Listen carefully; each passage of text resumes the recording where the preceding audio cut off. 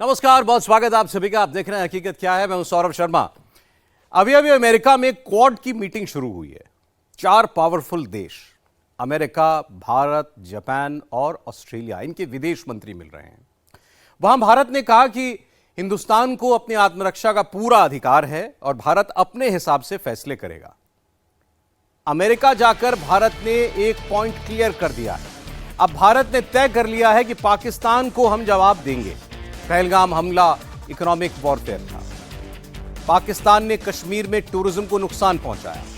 पाकिस्तान भारत में धार्मिक हिंसा फैलाना चाहता था, इसलिए आतंकवादियों ने धर्म देखकर और पूछकर मारा। और अगर अब पाकिस्तान ने कभी कोई आतंकी हमला किया तो हम पाकिस्तान में घुसकर ही मारेंगे। आतंकवादियों को भी मारेंगे, आतंकवादियों को समर्थन देने वालों को भी नहीं छोड़ेंगे। किसी भी तरह का न्यूक्लियर ब्लैकमेल अब बर्दाश्त नहीं किया जाएगा। प्रधानमंत्री नरेंद्र मोदी और विदेश मंत्री एस जयशंकर की लाइन बिल्कुल सेम है। और जब ये बातें भारत के दुश्मन हाफिज सईद जैसे आतंकवादियों के कान में पड़ती हैं तो उनका बीपी बढ़ जाता है। पाकिस्तान में एक बार फिर हल्ला मच चुका है कि हाफिज सईद मरने वाला है। अब इसकी हकीकत क्या है, आप देखिए इस रिपोर्ट में। क्या हिंदुस्तान का मोस्ट वांटेड आतंकवादी हाफिज सईद मरने वाला है? क्या आतंकवादी हाफिज सईद अपनी आखिरी सांसें गिन रहा है? क्या टेररिस्ट हाफिज सईद इन दिनों बीमार चल रहा है? ऑपरेशन सिंदूर पॉज में आने के 52 दिन बाद पहली बार हाफिज सईद कैमरे पर नजर आया है। लश्कर तैयबा का सरगना हाफिज सईद चुपचाप बैठा नजर आया है। हाफिज के कपड़ों पर पाकिस्तान का झंडा दिख रहा है। झंडा लगाने वाला आतंकी दिख रहा है। हाफिज सईद के बगल में एक और आतंकी बैठा नजर आ रहा है। झुकी हुई आंखें, आंखों के नीचे काला निशान। क्या बहुत जल्द होने वाला है हाफिज सईद का काम तमाम?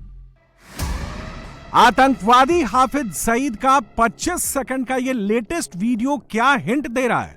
क्या हाफिज सईद सच में बीमार है या फिर यह पाकिस्तान की खुफिया एजेंसी आईएसआई की कोई चाल है? क्या हाफिज को बीमार दिखाकर उसे पाकिस्तान में खुला छोड़ना चाहता है मुनीर?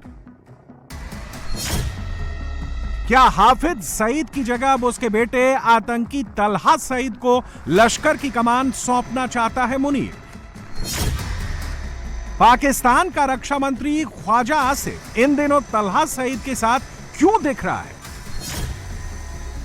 यह तस्वीर मई 2025 की है। तस्वीर में पाकिस्तान का रक्षा मंत्री है, हाफिज का बेटा तलहा सईद है।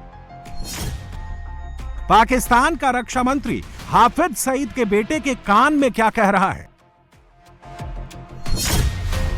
पाकिस्तान में कुछ तो बहुत बड़ा प्लान हो रहा है। क्या हाफिज की जगह अब मुनीर तलहा सईद को लश्कर का कमांडर इन चीफ बनाना चाह रहा है?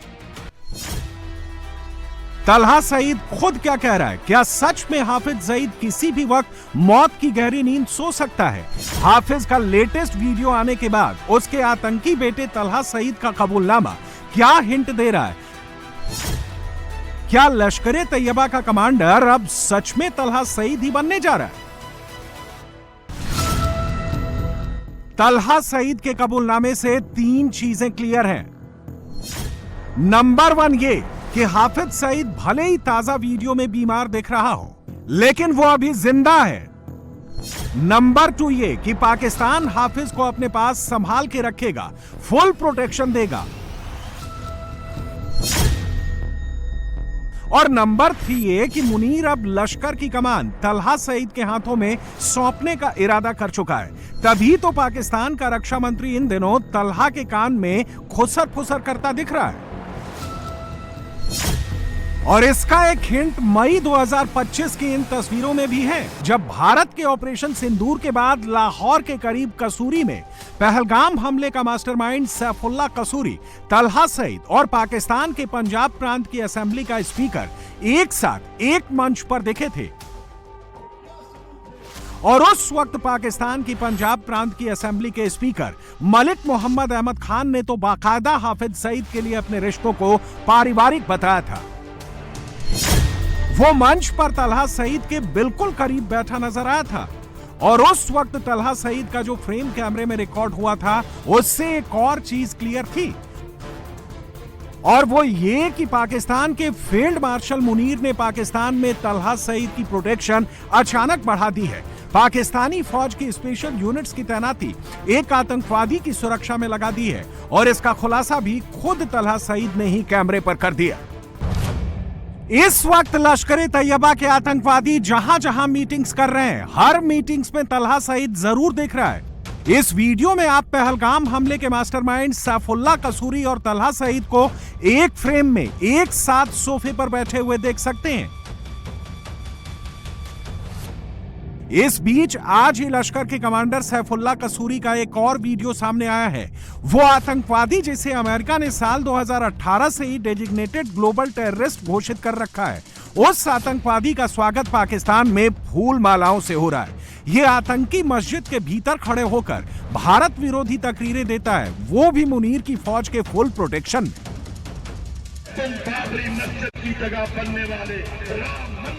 और इस वक्त पाकिस्तान से जैसी तस्वीरें आ रही हैं उसे देखकर यही लग रहा है कि मुनीर ने लश्कर, जैश, हिजबुल इन सबके आतंकवादियों को फ्री हैंड दे दिया है। और ये आतंकवादी कैमरे पर क्या क्या कह रहे हैं, भारत पर हमले वाली कौन सी चेतावनी दे रहे हैं, उसका सबसे लेटेस्ट वीडियो आ गया है।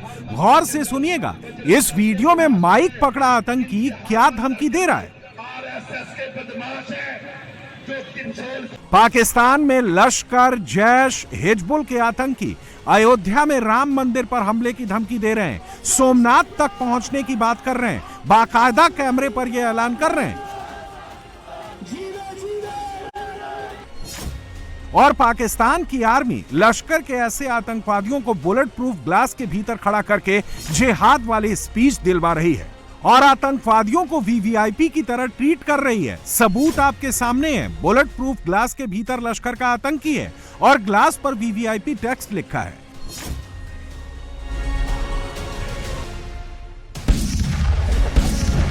मगर ऐसा करके पाकिस्तान खुद ब खुद अपनी मौत को इनविटेशन दे रहा है, क्योंकि अब हिंदुस्तान को ऑपरेशन सिंदूर पार्ट 2 शुरू करने का एक रीजन खुद पाकिस्तान ने दे दिया है। पाकिस्तान में बैठकर गीदड़ भपकी देने वाले सारे आतंकी ब्रह्मोस के अचूक निशाने पर हैं और ये सरप्राइज मुनीर को किसी भी वक्त मिल सकता है। इसका हिंट किसी और ने नहीं, भारत के विदेश मंत्री ने दे दिया है, वो भी अमेरिका की धरती पर खड़े होकर।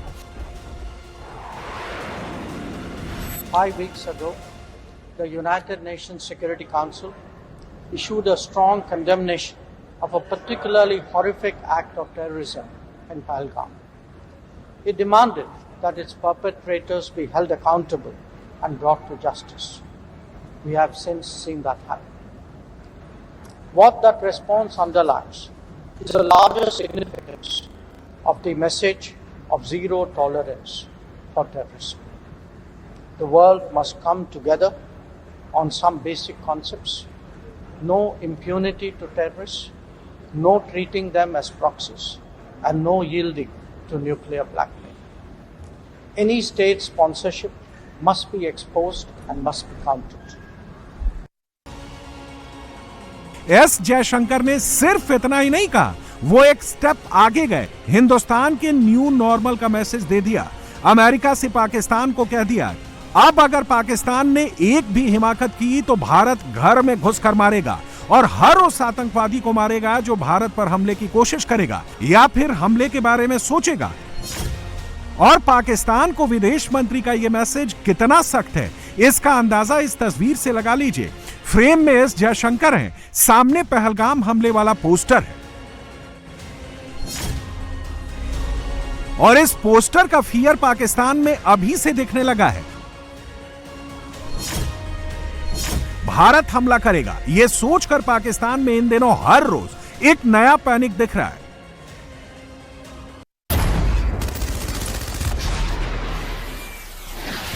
अब की बार युद्ध हुआ तो दो में से कोई एक ही बचेगा, बचने वाला हिंदुस्तान होगा, मरने वाला पाकिस्तान होगा, यह भी तय है। तभी तो पाकिस्तान मई के बाद जून जून चिल्ला रहा था और इस वक्त पाकिस्तान को जुलाई, सितंबर, अगस्त का डर सता रहा है। पाकिस्तान में हर कोई यही कह रहा है कि भारत हमला जरूर करेगा, अब की बार हमला भीषण होगा और इसकी एक वजह लश्कर ए तैयबा, हाफिज सईद और तलहा सईद जैसे आतंकवादी हैं, तो दूसरी जगह पाकिस्तान का आर्मी चीफ और फील्ड मार्शल आसिम मुनीर है, जिसने कुछ घंटों पहले ही कश्मीर के हवाले से आतंकवादियों का समर्थन किया है, भारत पर आतंकी हमले को जरूरी बताया है। और इसके लिए मुनीर ने जिस शब्द का प्रयोग किया है वो शब्द है लेजिटिमेट स्ट्रगल। लेकिन अब पाकिस्तान ऐसे शब्द जाल का इस्तेमाल कर बच नहीं पाएगा और यह डर पाकिस्तान में अभी से दिखने लगा है।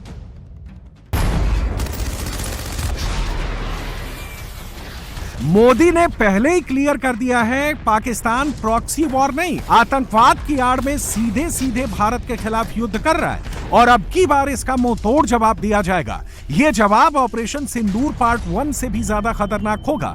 पाकिस्तान में मौजूद एक एक आतंकवादी का चुन चुन कर हिसाब होगा। पाकिस्तान का परमानेंट इलाज करने के लिए मोदी 2 लेवल पर काम कर रहे हैं। एक लेवल मिलिट्री स्ट्राइक का है, दूसरा लेवल डिप्लोमेटिक स्ट्राइक का है। पाकिस्तान नहीं सुधरा तो मिलिट्री स्ट्राइक किसी भी वक्त शुरू हो सकती है। रही बात डिप्लोमेटिक स्ट्राइक की, तो विदेश मंत्री एस जयशंकर ने इस वक्त अमेरिका में मोर्चा संभाल रखा है और मोदी 2 जुलाई से 5 देशों की यात्रा पर निकलने वाले हैं। 8 दिन के भीतर पाकिस्तान के खिलाफ ग्लोबल वॉर की शुरुआत करने वाले हैं। बाबा ने अखिलेश यादव पर दूसरा हमला कर दिया है और अब ताबड़तोड़ हमले हो रहे हैं। बाबा ने अखिलेश यादव पर निशाना साधते हुए कहा कि जातिवाद की राजनीति से सिर्फ जाति के नेताओं को फायदा होता है।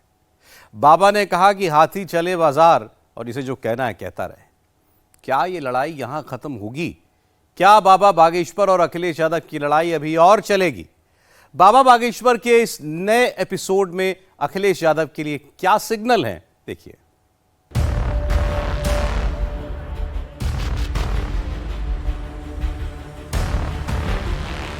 हिंदुओं के लिए जिएंगे, हिंदुओं के लिए मरेंगे।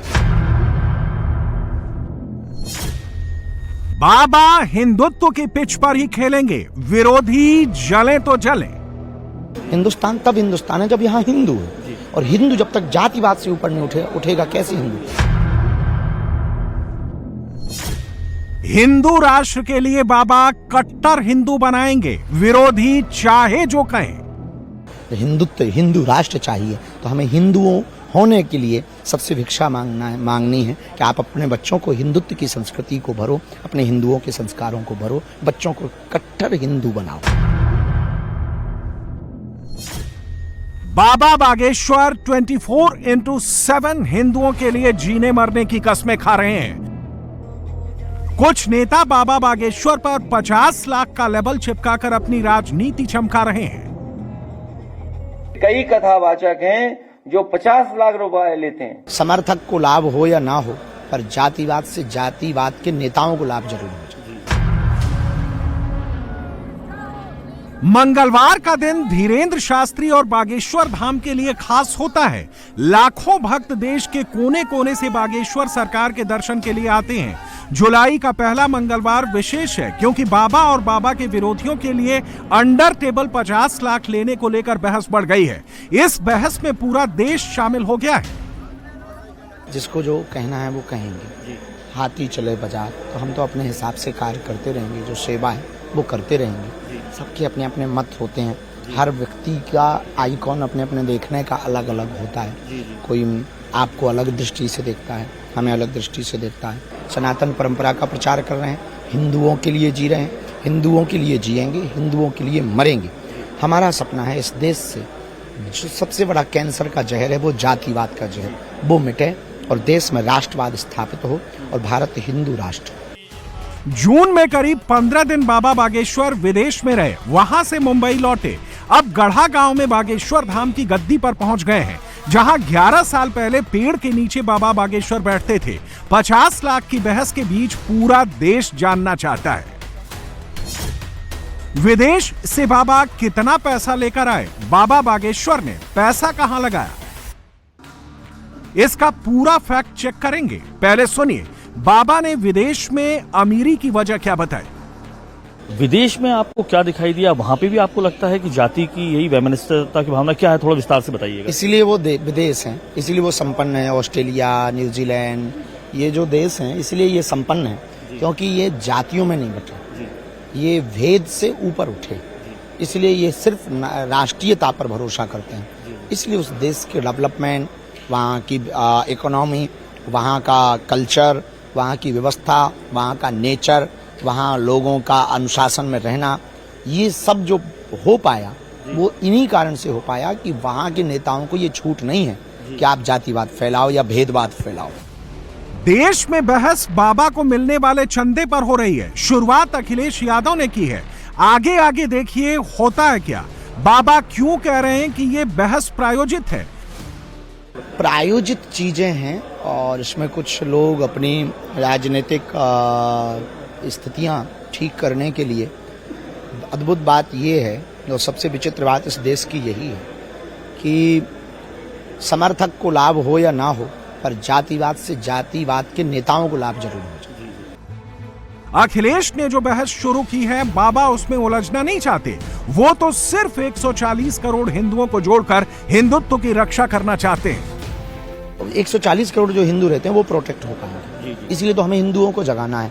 Bangladesh, Fiji, Myanmar, Indonesia, Nepal, Mauritius, जहाँ जहाँ हिंदू रहते, वर्मा यहाँ हिंदू रहते, बाली यहाँ हिंदू रहते, वो हम सब सुरक्षित कर पाएंगे। पहले हमें भारत को सुरक्षित करना। भारत है हिंदुस्तान। हिंदुस्तान तब हिंदुस्तान है जब यहाँ हिंदू है, और हिंदू जब तक जातिवाद से ऊपर नहीं उठेगा कैसे हिंदू। इसलिए अब हम पुनः द्वितीय पदयात्रा 7 नवंबर से 16 नवंबर तक दिल्ली से वृंदावन तक निकाल दें। अखिलेश ही नहीं, पूरा एंटी मोदी मोर्चा मौका मिलते ही बाबा बागेश्वर के खिलाफ हेडलाइंस बनाने लगता है। पप्पू यादव उन्हें जेल भेजने की धमकी देने लगते हैं। लालू यादव उनके बाबा होने पर ही सवाल उठाने लगते हैं। एंटी मोदी मोर्चा प्रधानमंत्री का विरोध करते करते कब सनातन के विरोध की रेड लाइन क्रॉस कर जाता है, उसे खुद पता नहीं होता। बाबा ऐसे मोर्चे से ना डरते हैं ना परवाह करते हैं। उन्हें तो फिक्र सिर्फ बालाजी और हिंदुओं की है। एंटी मोदी जो मोर्चा है उसे क्यों तकलीफ होती है, ऐसा लगता है आपको? क्योंकि आपकी बात से किसी के समर्थक नहीं है, ना किसी पार्टी के हैं। माननीय प्रधानमंत्री जी का प्रिय होने का मतलब ये नहीं है कि हम किसी पार्टी के हैं। वो इस देश के नायक हैं और सबके हैं। प्रधानमंत्री किसी एक का नहीं है, सबका है। वैसे ही सबके वो प्रधानमंत्री हैं तो हमारे भी। गुरु का काम क्या है? जो है उसको मार्गदर्शन देना, उसको सलाह देना, उसके लिए प्रार्थना करना। वो हम अपना दायित्व निभा रहे हैं। आप किसी को ये अगर लगता है तो निश्चित रूप से ये उसकी अपनी निजी विचारधारा है। बाबा बहस को राष्ट्रवाद पर ले जाना चाहते हैं, विरोधी कास्टवाद से आगे बढ़ना ही नहीं चाहते हैं। हमारी सनातनी परंपरा बहुत व्यापक परंपरा है, इतनी संकुचित परंपरा नहीं है। परंतु कुछ लोगों के द्वारा जो घी डालने का कार्य किया जा रहा, उससे भारत में विद्रोह उत्पन्न हो रहा। जातिवाद के नाम पर, क्षेत्रवाद के नाम पर, भाषावाद के नाम पर भारत की स्थिति बहुत विचित्र हो रही है। अब सवाल है कि छतरपुर जिले के गढ़ा गांव में बागेश्वर धाम का विकास क्या बाबा 50 लाख वाले अंडर टेबल मनी से कर रहे हैं? इसका फैक्ट चेक करने के लिए इंडिया टीवी की टीम गढ़ा गांव पहुंची। पिछले 10 साल में बागेश्वर धाम और गढ़ा गांव की तस्वीर बहुत बदल गई है। जहां पहले जंगल था, अब मंगल ही मंगल है। बड़ी बड़ी इमारतें बन रही हैं, धाम में भी नए नए निर्माण हो रहे हैं। तो क्या कथाओं से मिलने वाला पैसा बाबा इसी में खर्च कर रहे हैं? ये सवाल हमने गढ़ा गांव पधारे बाबा के भक्तों से ही पूछ लिया। सैकड़ों हजारों की संख्या में जो लोग हैं वो यहाँ पर आपको दिखाई दे रहे हैं, और हम बात भी कर लेते हैं इन तमाम समर्थकों से कि क्या जिस तरीके के आरोप लगाए जा रहे हैं वैसा है। बाबा क्या अंडर द टेबल पैसा लेते हैं या नहीं, और हम लोगों से बातचीत भी करेंगे। आप कहाँ से आए भैया? मैं शहडोल मध्य प्रदेश से आया हूँ। तो हमेशा आते रहते बाबा? जी जी, मैं आता रहता हूँ। मैं 6 साल से आ रहा हूँ यहाँ। 6 साल से आ रहे हैं? जी जी। तो आपके बाबा तो 50 लाख रुपए लेते हैं अंडर द टेबल। कौन देता है उनको ये पैसे? नहीं, अब देता नहीं है, ये सवाल है कि वो 50 लाख रुपए बाबा बागेश्वर लेते हैं, ऐसा सभा प्रमुख को अखिलेश यादव ने आरोप लगाया। लेते हैं 50 लाख? नहीं लेते हैं, ऐसा कोई है ही नहीं इनका। हमारे यहाँ कथा होगी, मैं अगर उनका दिल कहेगा और उनके बालाजी कहेंगे कि हमारे यहाँ कथा करनी है तो वो हमारे यहाँ जरूर आके कथा करेंगे। वो तो हमारे सनातन धर्म को बढ़ा रहे हैं, बढ़ावा दे रहे हैं, इसका कोई पैसा नहीं लेते हैं। आप 6 दिन से यहाँ पर हैं। जी जी जी। ये खाना वगैरह कहाँ होता है? ये खाना वगैरह हमारे यहाँ अन्नपूर्णा चल रही है। आज मंगलवार है, भंडारा चलता है यहाँ पे। तो उसके पैसे लेते होंगे ना? कोई पैसे नहीं लगते उसके कोई पैसे नहीं, पूरा निःशुल्क है ये कैमरा देख के तो नहीं बोल? नहीं निःशुल्क बाबा जी का भंडारा परमानेंट निःशुल्क। ये आरोप है कि बाबा 50 लाख रुपए। नहीं गलत ये गलत, निःशुल्क सब निःशुल्क है यहाँ पर। क्या खाना, लेटने बैठने की व्यवस्था, बाथरूम, लेटरिंग, नहाने धोने की व्यवस्था सारी सब निःशुल्क है यहाँ पर। ग्राउंड जीरो यानी गढ़ा गांव में जब हमने 50 लाख का point to point fact check किया तो क्या पता चला? बाबा बागेश्वर को कथा कहने के पैसे मिलते हैं, रकम कोई फिक्स नहीं है। बाबा को दान में भी पैसा मिलता है। बागेश्वर धाम में दान मांगने की कोई परंपरा नहीं है। मंगलवार और शनिवार को दर्शन की पर्ची बनती है, उसका एक भी पैसा नहीं लिया जाता। बाबा से मिलने के पैसे लगते होंगे? नहीं लगता बाबा से मिलने के, नहीं मिलने का लगता है, दर्शन करने का लगता है। हिंदू राष्ट्र बनना चाहते हैं अखिलेश यादव, वो हिंदू विरोधी है अखिलेश यादव। आप कहाँ से आए हो? मैं फैजाबाद से आया हूँ। तो आप तो नहीं हो समिति में? नहीं। अब हमारे सामने सवाल था कि पर्ची से मिली रकम और कथा से मिला पैसा बाबा बागेश्वर कहां खर्च करते हैं। फैक्ट चेक के लिए हमारी टीम इसकी तह तक गई। पता चला कि बागेश्वर धाम में रोजाना 15 से 20 हजार लोगों को सुबह शाम भंडारा कराया जाता है। भंडारा पूरी तरह से मुफ्त होता है। मंगलवार और शनिवार को 50,000 से 1 लाख लोग जुटते हैं, उन्हें भी भंडारा कराया जाता है। बाबा बागेश्वर अगर धाम पर हुए तो मंगलवार और शनिवार को 3 से 5 लाख लोग आते हैं। सभी को फ्री भोजन दोनों टाइम का मिलता है। सोचिए अगर एक थाली की कीमत 10 रुपए भी लगाई जाए तो 5 लाख लोगों पर रोजाना 50 लाख का खर्च बैठता है। लोगों ने बताया कि बाबा कुछ लेते नहीं, जो चंदा, चढ़ावा और दान में जो मिलता है वो जनता को ही अर्पित कर देते हैं। कभी भोजन के रूप में, कभी इलाज के रूप में। बागेश्वर धाम में प्रसाद भी फ्री में बांटा जाता है।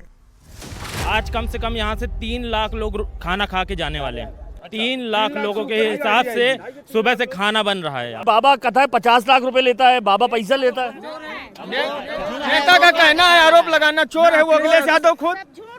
मैं अखिलेश यादव सर से बोलना चाहता हूं, तुम एक साल में 251 लड़कियों का ब्याह करा के बता दिए। जाने यहाँ 10 लाख पब्लिक आती है, रोज भंडारा करके जाती है। अखिलेश यादव से निवेदन है कि इतनी पब्लिक को डेली भंडारा करके बताए तो उनकी सरकार को मान लेंगे हम। बाबा 50 लाख रुपए लेता है?